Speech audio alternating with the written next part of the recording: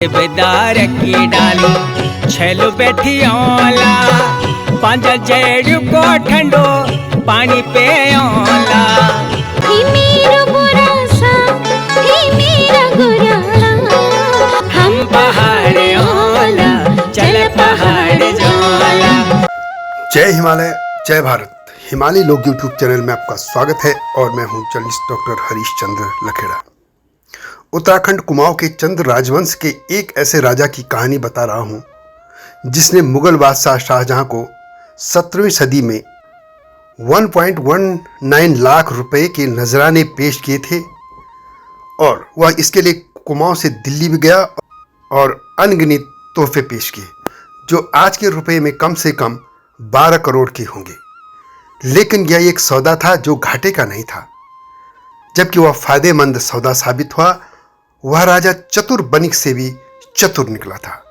यही दास्तां आपको बताने जा रहा हूं, लेकिन जब तक मैं आगे बढ़ूं आपसे अनुरोध है कि हिमालय सभ्यता पर केंद्रित इस चैनल को सब्सक्राइब अवश्य कीजिएगा जिन्होंने अब तक नहीं किया है, और वीडियो को लाइक भी कीजिएगा, शेयर भी कीजिएगा, यह अनुरोध है।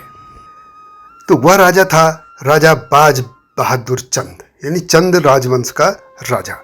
और जब वो दिल्ली गए थे तो यह है शक 1578 बैशाख यानी सन 1656 ईस्वी। कुमाऊं के श्री बद्रीदत्त पांडे अपनी पुस्तक कुमाऊं का इतिहास में लिखते हैं कि उनका एक टाइटल है उसका दिल्ली जाने का खर्च।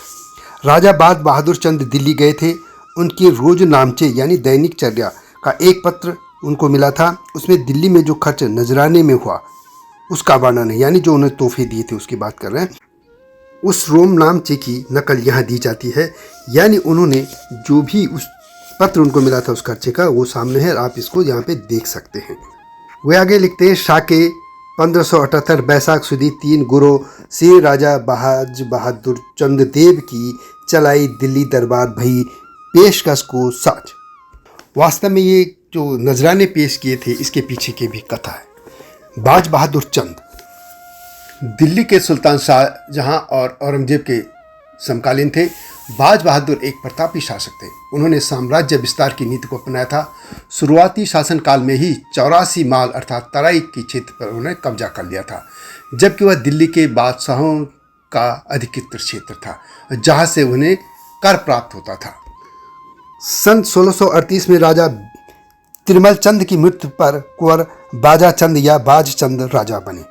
उस समय तराई भाबर में खूब आबादी थी। वहां से वास्तव में 9 लाख की आमदनी सालाना हो रही थी, पर लक्ष्मी चंद राजा के समय से चंद लोग घरेलू लड़ाई में व्यस्त थे। आपस में मारकाट थी, अविश्वास था, इससे वे तराई की ओर ध्यान नहीं दे रहे थे।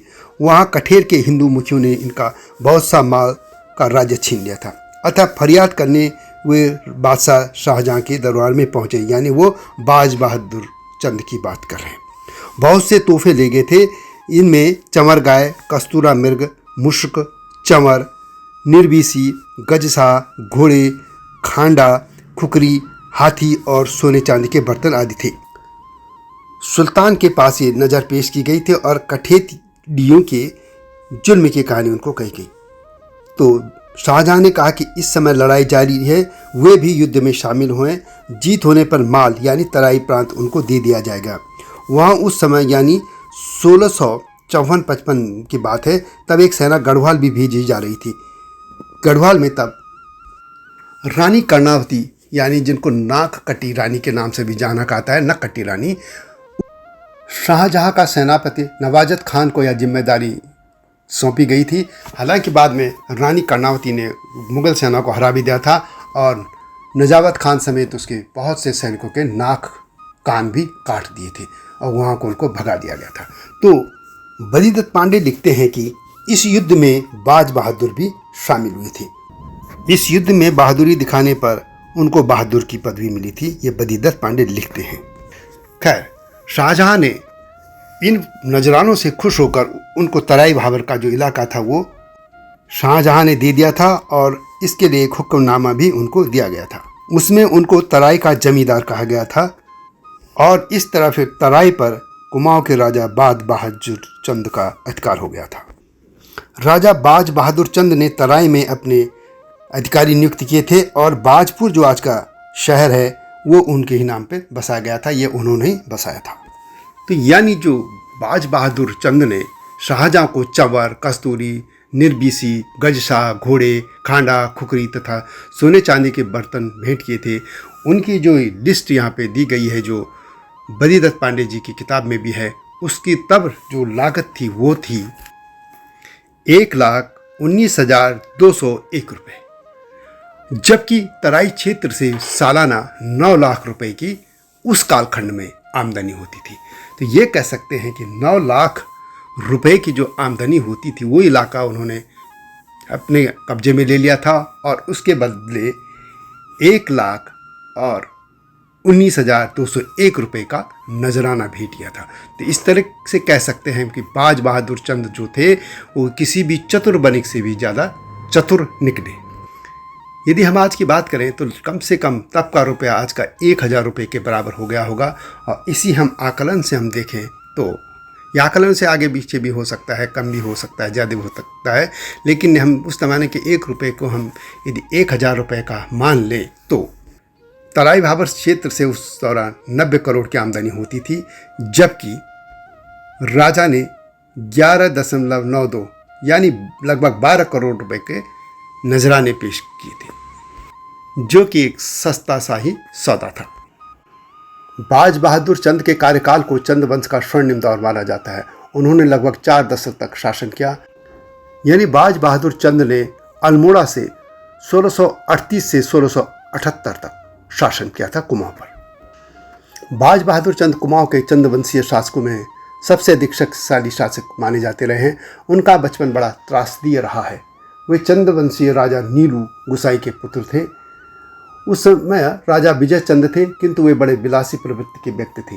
राजकाज में उनकी कोई रुचि न होने के कारण शासन का कामकाज उनके सलाहकार सुखराम कार्की, पीरू गुसाई तथा विनायक भट्ट चलाते थे। सत्ता के लोलुप इन तीनों ने मिलकर राजा की हत्या करके सारी राज सत्ता को अपने अधिकार में लेने की इच्छा से विजय चंद की हत्या कर दी और इनके चाचा नीलू गुसाई की आंखें निकलवा दी थी। उन्होंने चंद वंशीय राजकुमारों की भी हत्या करवा दी थी। अब जो राजा का उत्तराधिकारी हो सकता था तो वह सिर्फ विजय चंद के चाचा का पुत्र हो सकता था। ये तीनों उसकी हत्या करने के इरादे से भी उनके निवास पे गए, लेकिन उस बच्चे की धाय जो थी उन्होंने एक वस्त्र में लपेटकर बच्चे को घर के पीछे की तरफ रख दिया था। बाद में वह धाय उस बच्चे को उठाकर एक ब्राह्मण धर्माधर त्रिपाठी घर रखाई थी और जिसे धर्माधर त्रिपाठी ने पाला। विजय चंद की हत्या के बाद राजा तिरमल चंद गद्दी पर बैठे। उन्होंने विजय चंद के तीनों हत्यारों में से सुखराम कार्की को मृत्युदंड दे दिया, विनायक चंद की आंखें निकलवा दी और भीरू गुसाई को प्रयाग के आसपास आत्महत्या करने के लिए भेज दिया। 1625 से 1638 तक राज्य के किसी उत्तराधिकारी के किसी चंदवंशीय रौतेले की खोज करवाई। खोज करने पर त्रिपाठी के घर में पलने वाले बालक बाजा का पता चला। निसंतान तिरमल चंद ने बाजा को बाज बहादुर नाम से कुंवर घोषित कर दिया था और इस तरह बाज बहादुर चंद वंश के अगले राजा बन गए। राजा तिरमल चंद की कृपा से बाजा को बाज बहादुर चंद नाम कर राजगद्दी पर बैठा दिया गया और इस तरह गरीब ब्राह्मण के घर में पला और राज परंपराओं से अनभिज्ञ एक बालक सत्ता के सबसे ऊंचे पद पर बैठ गया था। चूंकि वे एक ब्राह्मण के घर में रहते गांव में और राज सत्ता से दूर थे, इसलिए उनको राजकाज चलाने का भी शुरुआती अनुभव नहीं था।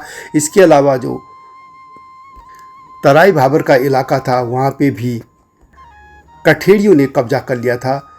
उनके भय से किसान भी वहाँ से पहाड़ों की ओर पलायन कर रहे थे और पूरी हालत अस्त व्यस्त थी। इस पर राजा जो बाज बहादुर चंद थे उन्होंने दिल्ली का रुख किया और शाहजहाँ से सहायता की मदद की। कहते हैं कि वो शाहजहाँ की सेना में भर्ती हो गए थे और काबुल और कंधार के युद्धों में भी उन्होंने महत्वपूर्ण भूमिका निभाई थी। कंधार युद्ध में उनकी वीरता से शाहजहाँ प्रसन्न हुआ और ऐसे ही मौके पर उन्होंने तराई की विषम परिस्थितियों को लेकर शाहजहाँ को अवगत कराया था और इसके बाद शाहजहाँ की सहायता से उन्होंने जो मुगल सेना थी उसकी सहायता से कठेड़ियों से तराई को मुक्त कराकर इस क्षेत्र को अपने कब्जे में ले लिया था। जो तराई का जो पूरा जंगल बिहाड़ इलाका था वहीं पर उन्होंने फिर शहर भी बसाए और उसमें बाजपुर भी एक प्रमुख शहर है। इसके अलावा वहाँ के उन्होंने काशीपुर और रुद्रपुर के किलों को भी मजबूत किया था और जंगलों के आसपास उन्होंने गांव भी बसाए, सड़कें भी बनाई और इस तरह वह व्यवस्थित तरीके से तराई में कुमाऊं का शासन, जो चंद राजाओं का शासन था, वह स्थापित हो गया था।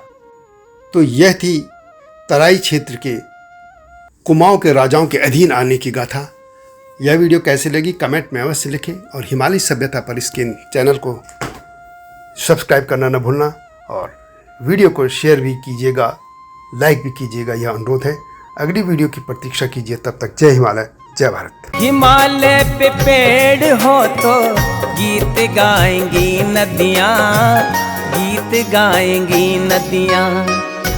पेड़ों पे चिड़िया है तो गीत गाएंगी नदियाँ, पेड़ों पे चिड़िया है तो गीत गाएंगी नदियाँ। माँ की लोरी जैसे होते हैं नदियों के गीत।